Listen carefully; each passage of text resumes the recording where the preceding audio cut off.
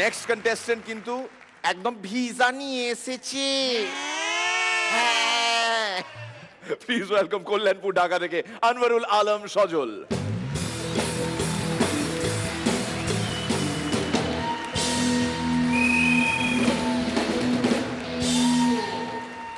নলাদা একটা দোকানে গিয়ে দোকানদারকে বললো, দাদা আরশোলা মারার ওষুধ দিন তো। দোকানদার বললো, দাদা খুব ভালো একটা পাউডার আছে, নিয়ে যাবেন? অত ভালোবাসার দরকার নাই, কালকে আবার লিপস্টিক চাইবো।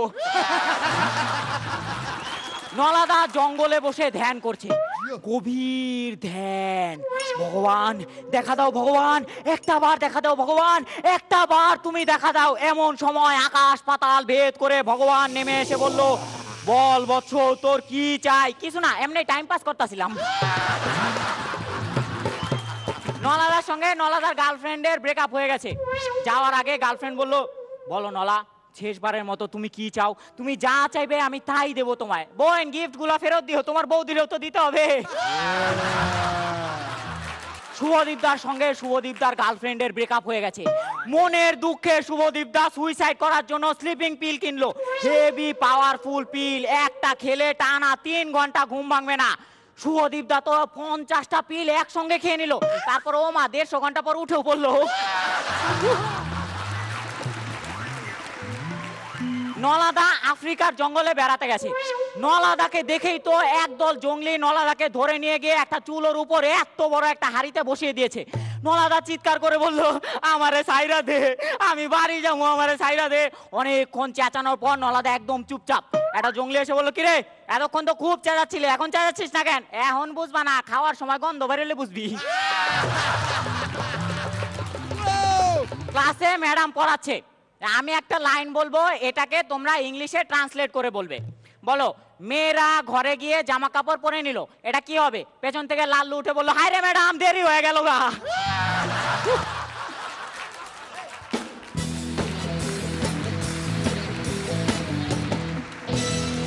রনিদা সব মিলিয়ে হেসেছি প্রচুর।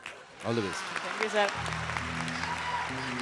শ্রীলেখা ওই যে যেটা বলি না, ব্রেকআপের পরে গিফটসগুলো চাইছে, ওরা খুব খারাপ। যেই ছেলে এরকম জিনিস করতে পারে তাকে তো পুরো ঠাঁটি একটা চড় মেরে আসা উচিত সেই মেয়ে। না ভালো লেগেছে, তোকে দেখতেও খুব ভালো লেগেছে। কিরণমালা অসাধারণ, আমি এখানে মজা করতে এসেছি, আমি খুব মজা করছি। মিরাক্কেল। Thank you ma'am. সোনা বাবু দারুণ কইছেন যোগগুলি, খুব হাসছি। Thank you. পরান্দা খুব ভালো, ভীষণ ভালো। এটা সজল কোনোদিন নৌকো করে এপার ওপার করেছো? ভারত বাংলাদেশ। ভারত বাংলাদেশ না, আমরা প্রপার কনভেন্স অ্যালাউন্স দিই ওদেরকে, ওরা ঠিকঠাকই আসে। এয়ারপোর্টে কি হয় তোমাদের নিয়ে?